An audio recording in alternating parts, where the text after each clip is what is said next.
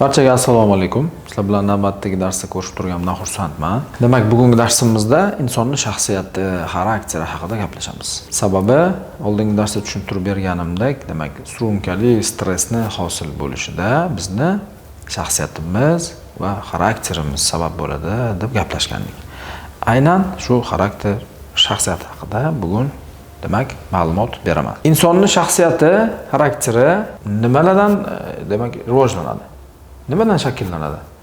Bu haqida avvalgi darslarimizda qisqacha ma'lumot bergan edim. Bu safar to'liqroq gaplashamiz. Shaxsiyat, aynan sizdagi shaxsiyat rivojlanish uchun, paydo bo'lish uchun siz mana shu o'zingiz bo'lguningizgacha nimalar sabab bo'lgan, nima omillar sabab bo'lgan sizda?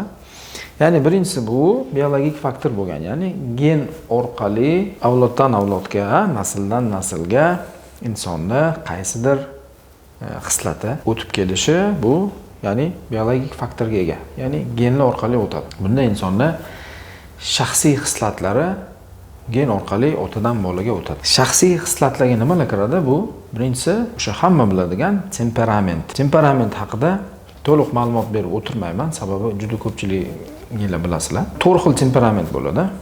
Flegmatik, sangvinik, xolerik va melanxolik. 4 xil temperament.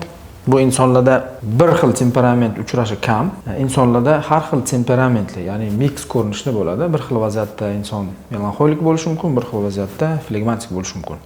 Aralash holatda uchraydi. Bu temperament nimani belgilab beradi? Bu insonning temperamenti bu emotsional holati va xatti-harakatlariga belgilab beradigan demak ko'rinish. Bu temperament. Inson emotsiyaga nisbatan va xulq-atvori, xatti-harakatiga nisbatan demak o'sha temperamentlarga bo'linadi. Keyingi gen orqali o'tadigan, ya'ni shaxsiy xislatlardan bittasi bu munosabatga nisbatan inson yo ekstrovert bo'ladi yoki introvert. Bu haqida ham o'zingizlar yaxshi ma'lumotga egasizlar.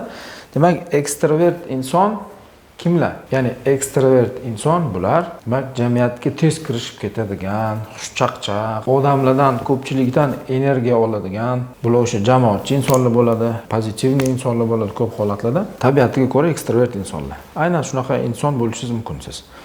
Yoki introvert. Introvert uni aksi. Tanimagan, bilmagan muhitga sekinroq kirishadigan, kam gap, ko'p o'ylaydigan, ko'p fikrlaydigan insonlar. Ular ko'proq yolg'iz qolishni yaxshi ko'rishadi va yolg'iz qolgan vaqtida o'zlaridan energiya olishadi. Ya'ni bu munosabatga nisbatan bu ham bizni shu maxsus fazilatlarimizdan bittasi. Gen orqali o'tishi mumkin bo'lgan xislatlar. Demak, ikkinchi shaxsiyatimizni paydo bo'lishida, rivojlanishidagi omillardan biz tug'ilib o'sgan oila va yoshligimiz o'tgan muhit. Buni ahamiyati ham juda katta.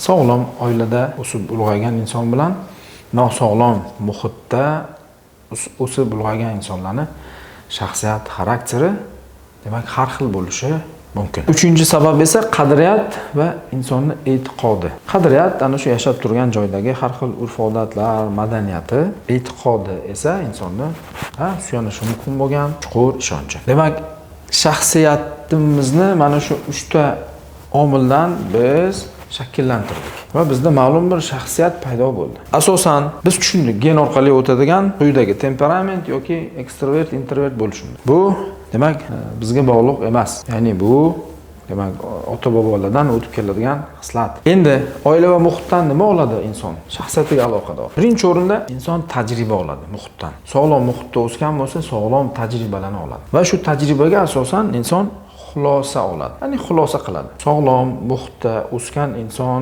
atrofidagilarga sog'lom, tarbiyasi sog'lom bo'lgan inson sog'lom tajriba oladi va sog'lom tajribaga asosan xulosalari ham sog'lom bo'ladi bunaqa insonlar. Nosog'lom muhitda, nosog'lom tarbiya, nosog'lom oilada o'sgan insonlarda esa tajribalar ham o'ziga mos bo'ladi va xulosalari ham nosog'lom bo'lishi mumkin. Shu tajriba va xulosa ko'p narsani demak hal qiladigan parametr hisoblanadi shaxsiyatimizda. Ya'ni inson qadriyat va e'tiqodi orqali nima oladi? Shaxsiyatiga tegishli bo'lgan ishonch oladi. Ya'ni asosiy inson ishonchni qadriyat va e'tiqodidan oladi. Tajriba oldi, xulosa oldi, ishonch oldi. Genetik jihatdan bizga bog'liq emas. Qaysi bir nasib qilgan bo'lsa, nimani Alloh taolo nasib qilgan bo'lsa, ana shu qismimizni olamiz bu yoqda. Bizga bog'liq emas, ya'ni. Olgan vaqtida shaxsiyatimiz nimani namoyon qilib beradi? Shaxsiyatimiz bizni asosan munosabatimizni ta'minlab beradi. Nimaga nisbatan munosabatni ta'minlab beradi? Bizning shaxsiyatimiz. O'zimizga bo'lgan munosabatimiz, boshqa insonga bo'lgan munosabatimiz. Boshqa inson, atrofimizdagi insonlar yoki atrofimizdagi qanaqadir voqea yoki hodisaga nisbatan munosabatni insonning shaxsiyati belgilab beradi. Insonning sog'lom shaxsiyat bo'lsa, o'ziga, boshqa inson va atrof muhitdagi voqelikka nisbatan sog'lom munosabat quradi. Bu nima degani? O'ziga nisbatan munosabati aytaylik xavotirli. Turli xil sababga ko'ra, masalan, muhit va oilasida yoshligida bo'lgan tajribasiga ko'ra o'ziga nisbatan xavotirli bo'lib shaxsiyat shakllanib qoldi insonda. O'ziga nisbatan o'ta talabchan bo'lib qoldi. Aytaylik, muhitida har xil urush janjalli muhitda o'sdi, xavotirli muhitda o'sgan vaqtida o'ziga nisbatan ham munosabat xavotirli bo'lib qoladi unaqa insonlar. Yoki o'ziga nisbatan o'ta talabni qattiq qo'yib yuboradi, ya'ni demak shu muhitning ta'sirida.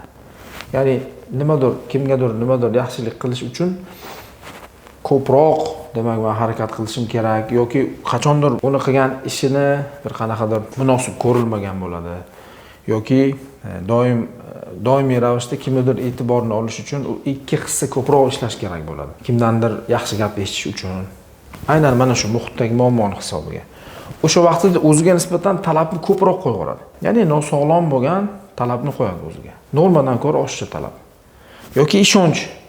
Shu muhit, oila nimadir sabab bo'lib, o'ziga nisbatan ishonchi past bo'ladi. Xuddi shu xislatlar, ya'ni xavotir, talab va ishonch boshqa insonga nisbatan ham nosog'lom munosabat shakllanib qolgan bo'lishi mumkin. Nosog'lom shaxsiyatga ega bo'lgan insonlarda.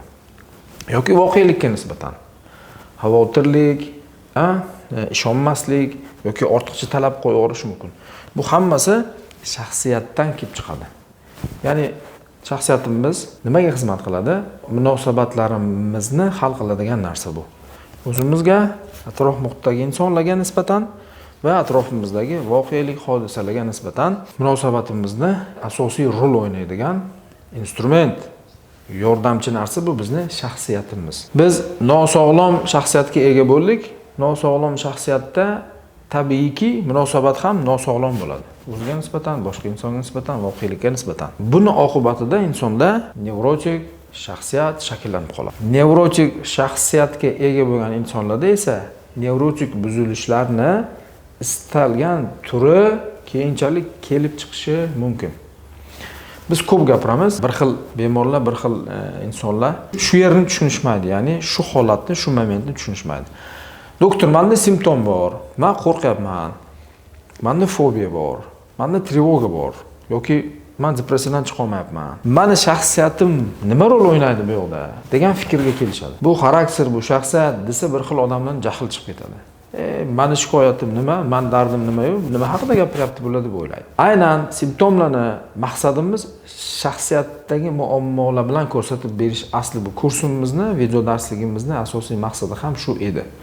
Muammoni ildiz bilan ko'rsatib berish. Keyinchalik ma'lumot olgan vaqtida, biroz vaqt o'tgandan so'ng, o'zini ustida ishlagandan so'ng kerakli ma'lumotlarni, ya'ni psixoobrazovание deymiz, kerakli ma'lumotlarni olgandan so'ng insonlar shu xulosaga keladi va aytadi: "Ha, haqiqatan menda hech qanaqa o'tkir stress bo'lmagan. Demak, men surunkali stresslarimga asosiy sababchi meni xarakterim ekanda doktor" deydi.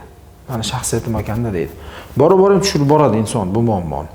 Aynan mana shu shaxsiyat bilan ishlash uchun ham kerak psixoterapiya.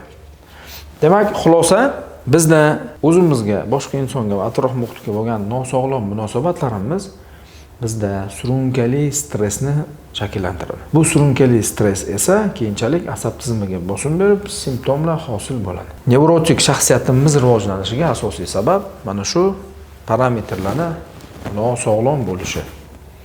Xavotirli shaxsiyat shakllanib qoldi. Doim xavotir olamiz hamma narsadan. Bunga sabab demak quyidagi parametrlar hisoblanadi. Yoki bir so'z bilan aytganda, insonda nevrotik shaxsiyat shakllanib qoladi.